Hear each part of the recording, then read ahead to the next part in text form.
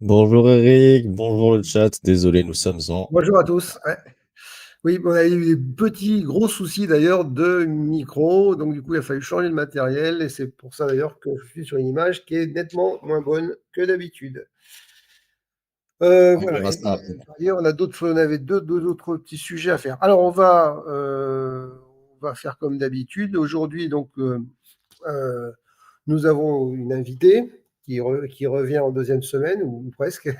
C'est pas- Et puis, bon, on a quelques petits sujets d'actualité qu'on va pouvoir commenter. Euh, on va commencer alors, tout bêtement par le sujet peut-être de la Nouvelle-Calédonie. Et sur la Nouvelle-Calédonie, donc du coup, je te laisse l'afficher, Tristan. On a un début de négociation entre Manuel Valls et les représentants locaux, y compris indépendantistes. Bon. Euh, C'est relativement rare qu'on puisse, comment dire? Bon, globalement, on rappelle quand même qu'en Nouvelle-Calédonie, on a eu quand même quelques phénomènes récemment, quelques émeutes, etc. C'était lié au fait que, effectivement, Macron avait voulu maintenir absolument un système, un système de vote qui rentrait dans le régime de droit commun, parce que en fait, il avait été conclu dans les accords qui avaient été signés à Matignon il y a longtemps. Je crois que c'était avec Rocard, donc un système par rapport au vote au droit de vote des gens sur le référendum éventuellement d'autodétermination. Alors je rappelle qu'il y a eu deux référendums déjà qui ont donné, comment dire, un avis négatif à la question de l'autodétermination, c'est-à-dire que les gens préféraient rester dans le système français. Et globalement, il y avait tout un problème qui existait. C'est-à-dire qu'en fait, dans l'accord était prévu que ne participaient pas au vote des gens qui étaient arrivés depuis récemment. Sauf que le récemment, maintenant, commençait à durer un peu. Et l'idée, c'était que, bon, c'était que ces gens-là rentraient aussi dans le système et pouvaient faire partie des gens qui étaient consultés, ce contre quoi les indépendantistes étaient vent debout. Donc, du coup, ça avait été un peu maintenu. Macron avait maintenu le changement enfin, le retour au système de droit commun. Euh, et donc, on s'est parti en cacahuète, puisqu'il y a eu quand même pas mal d'émeutes et de difficultés. Ça a été quand même très compliqué. Il y a des dégâts pour l'économie locale qui sont quand même importants. On se retrouve avec des tensions ethniques. Alors, l'article de Libération, par exemple, dit entre population kanak et européenne, c'est pas que ça. C'est-à-dire que globalement, les Wallisiens qui sont aussi en Nouvelle-Calédonie font l'objet aussi Oh, euh, d'un certain racisme, on va le dire comme ça, de la part aussi euh, notamment du milieu kanak, et peut-être pas que d'eux d'ailleurs. Donc, du coup, voilà, il y a eu 14 morts à l'époque, hein, donc c'est en 2024. Ça a eu plus de 2 milliards d'euros de dégâts. Et donc, ça complique un peu le territoire. Très classiquement, on sait qu'il y avait des puissances étrangères qui étaient à la manœuvre. Donc très clairement, l'Azerbaïdjan. Euh, et peut-être probablement en sous-main la Chine qui effectivement préférerait négocier des accès à des ressources minières avec un gouvernement qui serait, qui serait indépendant, dépendant. voilà, qui serait indépendant justement parce que qui serait pas dépendant de la France justement parce que bah, c'est plus facile de négocier, tu es plus en situation de fort à faible et puis Le problème, c'est qu'une fois que tu as une indépendance ou une autodétermination, il faut derrière gérer le truc et résoudre des problèmes économiques. Et que c'est pas forcément si simple. Donc, du coup, très classiquement, on peut penser qu'on aurait été vraiment dans un système de tiers-mondisation accrue, dans la mesure où la tiers-mondisation, ça se mesure de manière très simple. Tu vends tes ressources primaires sans les transformer et on te revend des produits finis. Voilà, en gros, c'est un peu le schéma.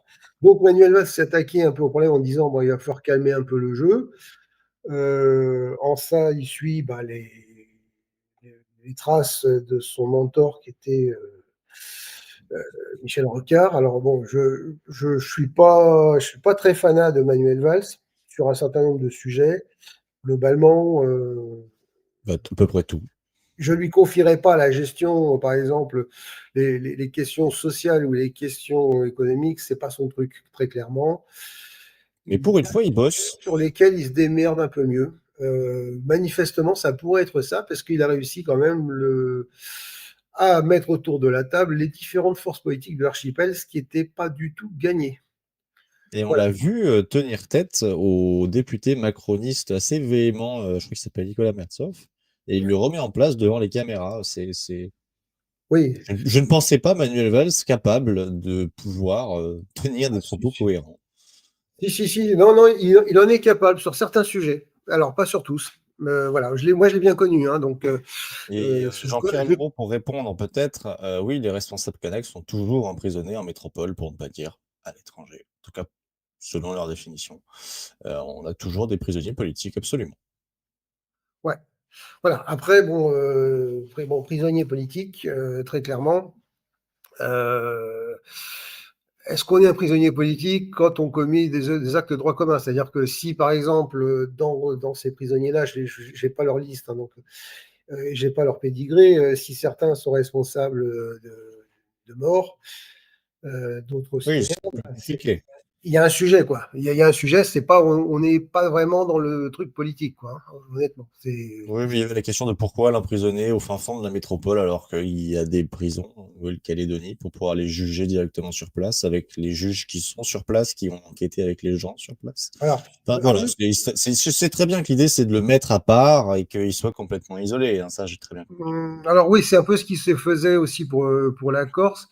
Le sujet qu'on peut avoir dans des cas comme ça, surtout donc en situation de tension, c'est qu'on peut avoir énormément de pression qui se font sur les magistrats locaux. Ça, c'est un petit peu tous les phénomènes d'insularité, c'est-à-dire des pressions des uns et des autres. Il ne faut pas se faire d'illusions, hein, c'est les uns et les autres. Donc, du coup, c'est peut-être plus simple comment dire, de dépayser le dossier.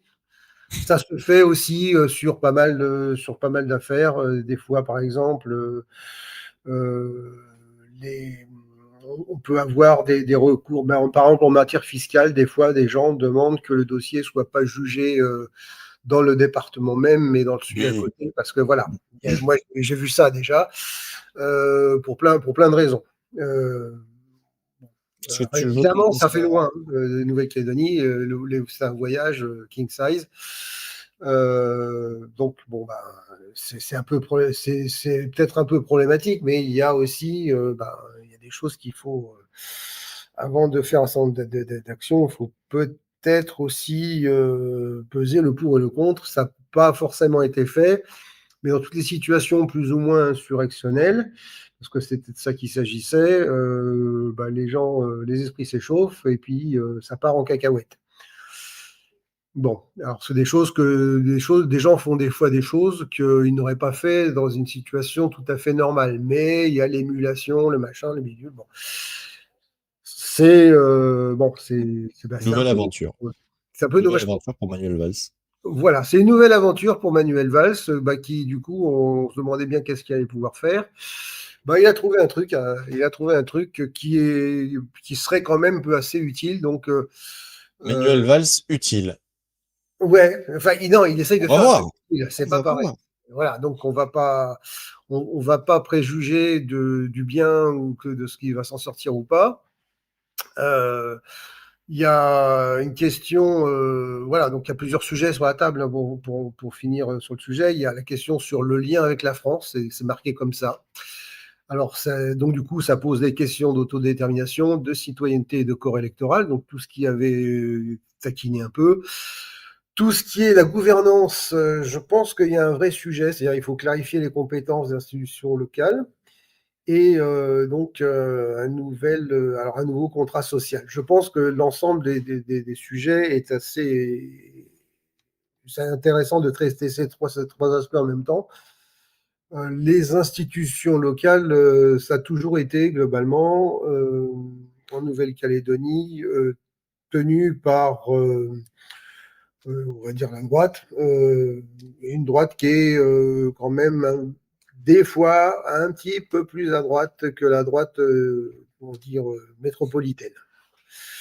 Avec beaucoup d'effets de manche, de gueule, etc. Voilà. Mais ça, c'est on se rappelle de l'ineffable député Lafleur, Jacques Lafleur. Voilà, donc dont acte, on verra pour la suite.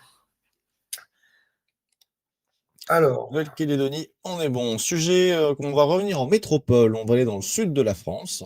eh oui, On encore une va aller fois, par chez nous oui, parce par que chez nous. le tribunal a décidé que le projet d'A69 était en réalité illégal. Ouais. Hop, et se pose déjà la question de ce qu'on va faire ensuite de ces infrastructures. Alors, il faut savoir que le projet d'A69, c'est un projet autoroutier payant qui aurait été très cher, hein, Ouais. quasiment 9 euros des chiffres qui sont sortis l'aller, hein, pas l'aller-retour. Entre Toulouse et Castres, c'est à peu près 40-50 km, Ouais. sachant qu'il y a déjà des voies d'accès routiers. Et donc, Oui, on a des infrastructures qui sont laissées sur place par les constructeurs de ce projet, donc des ponts, des changements routiers, mais aussi des déviations de ruisseaux, des champs qui sont complètement coupés en deux, des propriétés coupées en deux. Bon, la question, c'est qu'est-ce qu'on fait de ces infrastructures, surtout pour les ponts, et se pose déjà l'idée de pouvoir le remplacer par du train, une ligne d'intérêt local, et il y aurait même cette possibilité de pouvoir relier. Alors, je vais peut-être vous retrouver une carte si j'y arrive. Castres est enclavé entre la campagne tarnaise et les différentes montagnes à l'est et au sud, la montagne noire au sud, les monts de la Cône et le Cidobre, qui est magnifique à aller visiter ouais.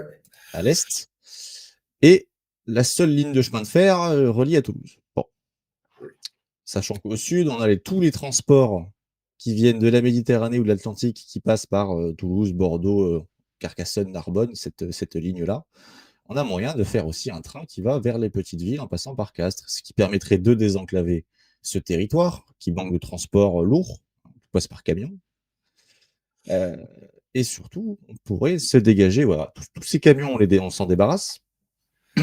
Et surtout, Pierre Fabre, donc c'est pharmaceutique. Ouais. J'ai disparu de l'écran, c'est pas grave. On s'entend toujours. On m'entend toujours. Hop, voilà. Bon, Pierre Fabre, tu reviendras un petit peu dessus si tu veux, c'est les rois du chantage. Oui, oui, oui, il y a une longue tradition. Et donc, ils ont dit, bah, si on n'a pas l'autoroute, eh ben, on s'en va, ou on produira ailleurs. Bon, bah, c'est Oui, clairement pas un truc très malin parce qu'il y a des infrastructures et du personnel qualifié qui n'hésiteront pas certainement à se mettre en grève si on leur dit, bah, on va supprimer vos emplois. C'est quand même pas très malin. Mais surtout, pourquoi refuser de faire en sorte qu'il y ait une ligne de chemin de fer commercial, en tout cas du transport des matières premières et des produits finis, en partance de Pierre Fabre. Ça serait quand même plus malin, ça serait plus écolo, et surtout, ça éviterait tous les camions qui se baladent dans le coin. Donc, c'est une opportunité économique, écologique, sociale, environnementale. On pourrait cocher tout d'un coup, mais il va falloir que les gouvernants de ce coin-là cessent de supporter un projet qui a 30 ans de retard. ouais, pour le moins. Oui, alors c'est une vieille histoire. En fait, c'est un projet qui date. Alors, j'ai écouté hier avec attention l'interview de M. Carion, qui est député, enfin non, qui est plus député d'ailleurs, pardon, qui est maire de Lavore, qui expliquait que c'était une catastrophe, son nom, etc. Et donc j'ai bien écouté les arguments qu'il a soulevés, il y a d'autres qui sont soulevés de longue date, hein. En gros, il faut alors bon, il explique que c'est compliqué déjà pour chez lui. Je ne suis pas tout à fait d'accord. Éventuellement, je pense que je vais même le croiser dans pas longtemps. Donc éventuellement, peut-être qu'on en discutera. Bon. Mais globalement, moi, pour aller à Lavore, c'est pas compliqué. J'habite à 3 kilomètres à l'est de Toulouse. Pour aller à Lavore, j'y suis en 25 minutes. Par une route où effectivement, bah, tu peux pas t'amuser à doubler 50 000 fois, surtout quand tu vas en sens inverse de la circulation, mais globalement qui est quand même acceptable. Je veux dire, c'est pas un transport compliqué. Je suis pas sûr que l'autoroute telle que va apporter une grosse plus-value à Lavore, notamment. La question telle qu'elle est soulevée est un peu différente ou mériterait peut-être plus d'être examinée concernant la ville de Castres qui est un peu plus au sud et surtout la ville de Mazamet. Donc j'ai eu pas mal l'occasion de m'y rendre régulièrement à une époque, notamment sur Mazamet. Bon, il y a quand même de bonnes portions où on peut circuler, où on circule pas mal, honnêtement. Donc, et on circule pas mal, mais on n'a pas de péage pour ça. Là, d'un seul coup, on réintégrerait un certain nombre de ces bonnes portions. On doublerait les routes et éventuellement d'autres endroits, on ferait un doublon avec les routes normales, habituelles. Bon, moi, j'ai toujours été très, très perplexe sur ce projet. Je ne suis pas sûr qu'il y ait une plus-value énorme. Alors, Mazamet est mise en avant sur ce dossier-là. Pourquoi? Bah parce que c'est ce qu'il y a le plus loin, c'est que derrière Mazamet, bah, il faut se taper La les montagne. montagnes, et puis il faut pour redescendre sur Montpellier. Donc c'est une route que j'ai pu faire aussi, il faut passer par Saint-Pons, etc. Bon, c'est pas si simple. Donc Mazamet, qui a beaucoup tourné sur l'activité de mégisserie à une époque, il y a longtemps, est tombé un petit peu. Il semblerait que ça se repeuple, d'après ce que j'ai vu, et que ça se rajeunisse aussi un petit peu. Bon, donc effectivement, eux, ils sont plus loin. Le délai pour le temps pour y aller, ben, il est relativement conséquent. C'est-à-dire de Toulouse, bon, tu t'en as pour plus d'une heure, c'est clair. Mais globalement, c'est pas non plus à 5 km de là, quoi, hein. Il faut y aller, quoi. Donc, si vous voulez, sur la carte que vous avez Ouais. présentée, en rouge, vous avez les axes ferroviaires qui existent. Vous avez en blanc, en petit trait blanc là, de la carte de base, toutes les routes, vous voyez, qui vont à Castres. On en a plusieurs quand même. En orange, c'était le tracé de la 69, donc qui vient se caler entre deux nationales. Bon. Et l'idée, ça serait, ben, pourquoi pas, de faire une ligne qui puisse rejoindre. Alors là, on ne le voit pas au niveau de la 61 en bas, c'est Castelnaudary. Donc Oui, au sud, vous avez Carcassonne, au nord, vous avez Toulouse. Et il n'y a aucune connexion entre le bassin de Castres, la Bruyère, Mazamet, tout ça, autre que Albi au nord ou oui. Toulouse au nord-ouest. Et il n'y a aucune connexion avec le sud. Ce qui est un problème pour toutes les entreprises qui sont là, parce qu'elles doivent faire passer les camions soit par les petites routes que vous voyez de Mazamet, et c'est un cauchemar pour les camions, soit remonter à Toulouse en train, puis revenir ensuite à Castres pour être livré derrière. C'est un cauchemar. Logistiquement, c'est un cauchemar. On pourrait simplifier tout ça. Alors, Enfin, bon. ce qu'il faut savoir quand même, hein, c'est que il y a quand même des routes qui fonctionnent entre Soie, Revel et qui descendent sur Oui, Castelnaudary. De Revel à Castelnaudary, c'est vraiment pas compliqué d'y aller. De Soie à Revel, c'est pas non plus la fin du monde, honnêtement. Bon, là, en mais plus, Revel est c'est basé un en coin fait. que je connais bien, hein, Revel, hein, puisque j'y ai quelques attaches. Mais bon, c'est un petit peu tiré par les cheveux. Le vrai sujet, c'est plutôt Mazamet. C'est plus Mazamet. Et en gros, ben, Castres et Lavore se mettre derrière Mazamet, enfin se pose, mettre Mazamet en premier plan pour justifier des travaux très coûteux. Donc, dans la période actuelle, c'est quand même un peu compliqué parce que la région Occitanie met des sous, bon, pas mal, l'État aussi. Je suis pas sans qu'il y ait forcément, comment dire, sans qu'il y ait forcément un gain de temps phénoménal. Déjà, C'était 15 minutes. ouais, bon, je veux bien. 15-20 minutes, c'est ce qui était annoncé. Oui, ça dépend si Pour sort de Castres. pointe ou pas. Moi, globalement, je suis pas forcément convaincu que les gens vont s'amuser à payer ce qui était envisagé, parce que là, ça a disparu. On nous dit que les tarifs sont plus fixés, sont pas fixés. Mais à une époque, on a quand même entendu les tarifs qui, moi, m'ont fait sortir un peu les yeux de la tête, quoi, hein, parce que bon, donc du coup, les gens pour aller travailler, alors. L'autre problème qu'on aurait avec l'autoroute, c'est que du coup, ça contribuerait peut-être aussi, contrairement à ce qui est dit souvent, à métropoliser un petit peu plus Castres. C'est-à-dire, ça serait rattaché Castres à Toulouse. Bon, mais du coup, les gens foutraient le camp à Toulouse. Mais globalement, il y a peut-être d'autres questions, des choses à voir. Alors, des entreprises pour s'installer ont besoin d'un certain nombre d'infrastructures. C'est d'ailleurs pour ça aussi qu'on fait payer des impôts aux gens, hein, pour pouvoir promouvoir des infrastructures. Il y a quand même des infrastructures autoroutières en Occitanie qui fonctionnent pas si mal.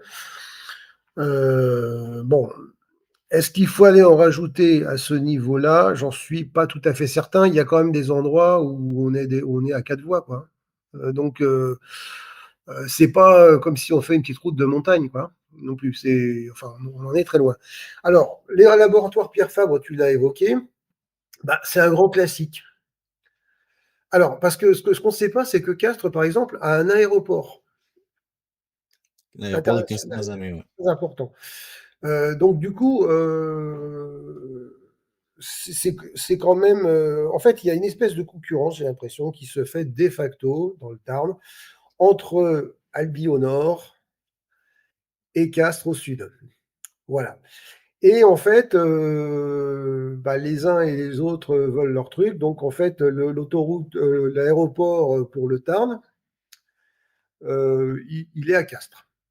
Et qui c'est qui avait poussé à l'époque pour avoir cet aéroport qui n'a pas un trafic monstrueux, c'est-à-dire celui de Carcassonne fonctionne beaucoup plus, par exemple, hein, en dehors de Toulouse. Eh ben, c'était les laboratoires Pierre Fabre.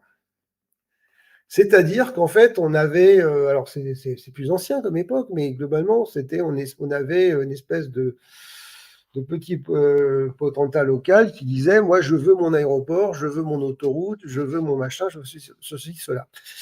Le chantage le chantage à la, si c'est comme ça, Délocalisation. je ferme, etc.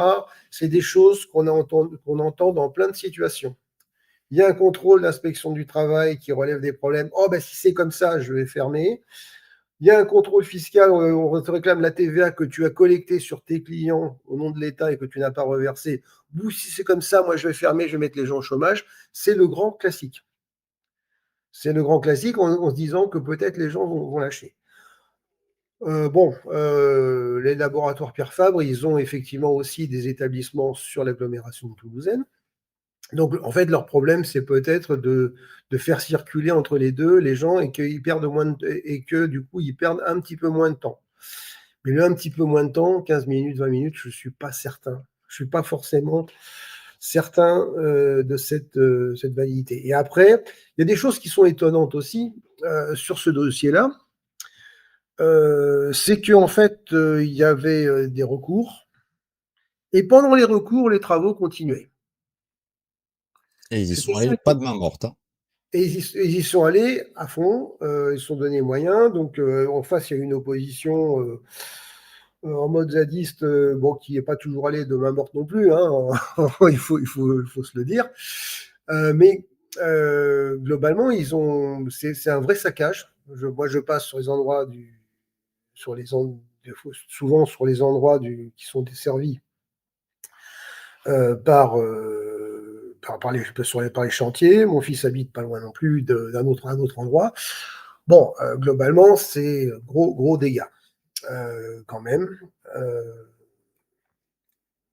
C'est un vrai sujet. Alors le problème qu'il y avait, c'est que ils avaient décidé de faire ça, c'est en travaux d'utilité publique majeure. En fait, ils avaient demandé une qualification spécifique qui permettait de s'asseoir un peu sur le code De l'environnement. de l'environnement.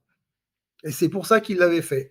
Sauf que la qualification majeure, elle était un peu problématique. Et d'ailleurs, elle a manifestement pas tenu devant le tribunal administratif.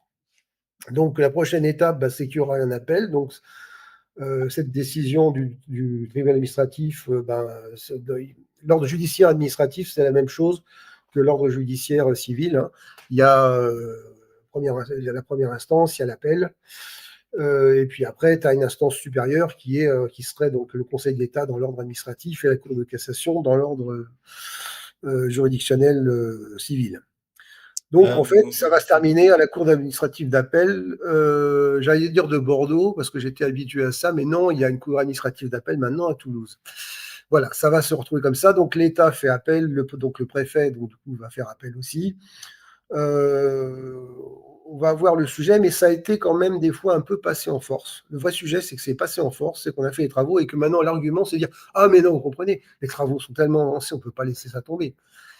Alors, Faisons autre chose avec. et on a déjà fait 300 millions, c'était 300 millions de travaux, machin, qui sont déjà faits. Alors, dans les 300 millions, pour être tout à fait précis, il y a eu surtout, c'est plutôt 250, semble-t-il, et il y a surtout, pas mal d'études. Voilà. Donc après, il y a des arguments qu'on peut entendre en disant oui, mais le chantier prévoit aussi un certain nombre de trucs écologiques. Bon, c'est vrai. Bon, voilà, c'est un élément de ce feuilleton qui va continuer encore un petit peu. Mais là, pour une fois, il y a une décision, du coup, le chantier va être stoppé. Alors, ce qui va demander, ce qui aura aussi quelques frais, parce qu'il faudra mettre en sécurité un certain nombre de parties du chantier, ce qui fera toujours des points assez bizarres de passage, certains endroits qui seront un peu problématiques. Bon, voilà, c'est une affaire à suivre, mais quelque part, moi j'ai vraiment l'impression qu'en grosses infrastructures, il y avait peut-être plus urgent pour l'État à financer. Alors j'entends bien aussi quand même que des travaux publics, effectivement, ça fait de l'emploi, ça fait de l'activité économique, ça fait des recettes de TVA parce que les gens nous facturent, etc. Bon, Et bref, dans ce voilà. cas-là, on fait du train. C'est mieux le train. Voilà. Alors on peut faire du train. Il y a une ligne de train qui aurait gagné à être peut-être un peu plus développée. Alors c'est Ne serait-ce que pour le fret, hein, toutes les entreprises de ne serait-ce que pour menuiserie, le de production pharmaceutique qu'il y a dans le coin, qui balancent tout par camion, on pourrait s'en débarrasser. Mais bon, encore, ouais. encore un autre sujet. On passe à la suite. Je vois Ouais. que, hop, on va faire très rapidement un petit sujet. Elon Musk, Ah qui se oui, gargarise d'être self-made billionaire. Bon, en réalité, il est arrosé d'argent public en permanence, ouais. dont 38 milliards de dollars de contrats et d'aides publiques. Euh, voilà, donc l'homme le plus riche du monde l'est en grande partie grâce à l'État. Pas d'image, c'est pas vrai ça. Comment ça, pas d'image? C'est pas grave. Bon, ben voilà, Moi sachez que j'avais Musk l'image a qui empoché. s'affichait. Tant pis. Moi j'avais l'image qui s'affichait. Non, non, bon, alors après c'est toujours rigolo parce qu'on a toujours ce thème des gens qui se sont faits au poignet, à la force du poignet, etc. En réalité, très souvent, les gens qu'on nous donne comme exemple, souvent ne sont pas partis de rien ou il ne peut pas dire qu'ils n'avaient pas été aidés. Bernard Arnault, par exemple, bon, il a été quand même un petit peu beaucoup aidé au début. Par exemple, Bernard Tapie, à une époque, c'est pareil, il était parti, paraît-il, aussi de rien, mais il a été bien aidé. D'autres, notamment dans la tech, on disait qu'ils étaient partis dans un garage, oui, mais globalement, ils partaient pas des situations patrimoniales tout à fait faibles. Voilà. Donc, Comme Bernard Arnault, en réalité, hein. oui, oui. Voilà. Bon, mais ce qui est intéressant dans l'histoire, c'est que, bon, à la limite, bon, il se fait son affaire comme ça, tout va bien. Sauf que ce monsieur, c'est quand même je veux dire, le théoricien, le porteur des théories libertariennes. Alors libertarienne, faut pas confondre avec, c'est pas avec les libertaires, hein. Libertariens, c'est des gens qui veulent un minimum d'État. Alors bon, parce que L'ordre de l'argent, pour l'ordre de simplifier. l'argent et puis en fait la sélection naturelle, parce que c'est quand même ça. Donc en gros, c'est une version relookée du capitalisme le plus traditionnel, où en gros, où on veut la liberté pour le renard de croquer les poules. Donc tout le monde est libre là-dedans, mais le renard est libre de croquer les poules qui sont elles-mêmes libres. Donc on connaît l'histoire. Ah, les Voilà, des libertins, libertariens. je ne sais pas. Alors, les libertins, c'est un autre sujet. Je ne sais pas si Elon Musk y est Oula, bien. oula, oula, oula, oula. Oui, oui, je regarde le chat, c'est rigolo. Voilà. Mais oui, non, mais c'est des gens qui prônent la libre entreprise et la domination du marché sur l'État et sur les gens, mais qui n'hésitent pas à récupérer gros, gros pognon de l'État quand même quand il y a un billet à se faire. Bon, comprenez la supercherie de cette idéologie politique. Ouais, ouais, oui, c'est ça qui est très rigolo. Et après, évidemment, j'encourage tout le monde à voir ce qui s'est fait. Il y a des endroits aux États-Unis où il y a des expériences qui ont été menées, c'est-à-dire des gens qui ont pris le contrôle de municipalité ou de comté, etc., et qui ont appliqué leur programme. C'était un peu compliqué parce que du coup, on s'est retrouvé avec une prolifération des ours qui venaient fouiller dans les poubelles parce que du coup, il y avait plus de trucs de ramassage de poubelles, avec des problèmes d'incendie parce que effectivement, les pompiers, ça servait à rien, ça coûtait cher, donc il fallait pas s'emmerder, etc., etc. Globalement, la question qui se pose toujours, c'est comment on vit en société. Je veux dire, quand on vit les uns à côté des autres, qu'on n'a pas un espace phénoménal, il faut bien organiser la vie en société, de toute façon. Et il faut Prochain sujet? l'organiser de Ah, manière. Voilà. Voilà, ok. Voilà. Donc, du coup, on passe au sujet suivant, parce que là, c'était rigolo d'en parler, mais bon. c'était la minute Ouais, mais information culturelle. on pourrait parler aussi de la presse qui nous vante le libéralisme, la libre entreprise aussi, etc. Oui, Jeff Bon, Bezos, oui, qui est en très bien, mais question. qui alors sont biberonnés d'une manière phénoménale aussi aux subventions de l'État. Donc, il y a des fois une dissonance cognitive. Voilà, et c'était rigolo. Là, c'était un cas assez amusant, donc je voulais le soulever. Alors, notre dernier sujet avant d'accueillir Sabine. Alors, c'est un sujet qu'on va pouvoir peut-être mixer justement pour son intervention. François Bayrou a l'intention de créer un nouvel impôt pour payer, je simplifie, les gares dans sur les lignes régionales. Un impôt pour financer le rail régional. Vous commencez à voir l'entourloupe arriver. Hop, j'espère que vous allez voir. Ah, l'écran. Alors, Voilà. ouais, alors, il faudra en parler parce que en terme, c'est une taxe mobile qui s'appelle la mobilité régionale. Taxe mobilité régionale. Bon, ça va remplacer une ancienne taxe en fait. Hein. C'est pas forcément une nouvelle taxe. Alors après, il faudra voir les changements que ça introduit. C'était un sujet qui était proposé au départ du temps de Michel Barnier, mon Dieu que le temps passe vite, et qui vient d'être réintroduite dans les derniers arbitrages budgétaires. Alors, l'idée, c'est clairement, on dote les régions de ressources pérennes pour modifier les réseaux de transport, c'est-à-dire les TER, les cars scolaires, les infrastructures cyclables. Bon, donc du coup, alors l'idée, il y a quelques axes aussi.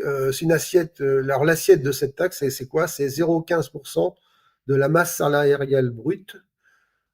Et donc, premier prélèvement, ça serait effectif en janvier 2026. Alors, au lieu que ça soit un versement annuel, on passerait sur du prélèvement mensuel, c'est-à-dire au moment où on dépose la déclaration mensuelle de salaire, et ben effectivement, il y a ce système-là qui serait prélevé. Et les fonds collectés seraient donc du coup intégralement fléchés vers, d'une part, l'entretien des gares régionales, le déploiement des bus à hydrogène, qui est une et connerie. ouais, mais bon, après, globalement, pour info, quand même, on vient de trouver un énorme gisement d'hydrogène naturel en France, du côté de la Lorraine. Donc, il y aura des choses à faire, mais l'hydrogène, c'est quand même un peu compliqué. C'est quand même un petit peu compliqué. Le Euh, rendement de l'hydrogène n'est pas un alors, rendement. alors, le rendement, c'est pas le rendement, c'est-à-dire le rendement de la fabrication de l'hydrogène. Donc, Voilà. voilà, c'est surtout ça.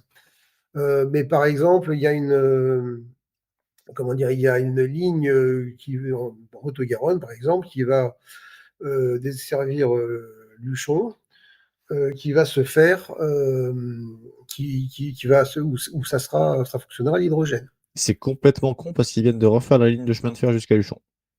Mais justement, c'est pour la faire Le train à hydrogène? Ou le ouais, bus à un hydrogène? train hydrogène, oui. Ah oui, oui, dans ce cas-là, oui, très bien. Ouais. Voilà. Et après, subvention pour les abonnements jeunes, effectivement. Bon, alors, il y a des comparatifs. Alors, ce qui se passe, c'est que les PME de moins de 50 salariés étaient exonérées. Et maintenant, elles le seront pas. Voilà. En gros, c'est le vrai sujet. Et avant, c'était ceux qui bénéficiaient de cette taxe, c'était les communes. Maintenant, c'est de moins de supérieur à 10 000 habitants. Maintenant, ça sera les régions. Un cas particulier quand même, c'est que du coup, il y a une application, il y a comment dire, euh, il y a une affectation de ces recettes à une dépense, ce qui est relativement rare en matière de finances publiques. Généralement, il y avait une règle de non-affectation. Voilà, en gros, le principe. Et voilà, donc il y a quand même un petit problème qui est soulevé techniquement. La CPME, du coup, avait indiqué que quand même, il risquait d'y avoir un double emploi avec des métropoles qui sont déjà soumises à un versement mobilité. Et un autre sujet, c'était effectivement qu'il n'y avait pas de plafond pour les groupes internationaux, mais là, c'est un peu technique. Voilà. Et donc, en gros, ben, c'est un peu tout le sujet.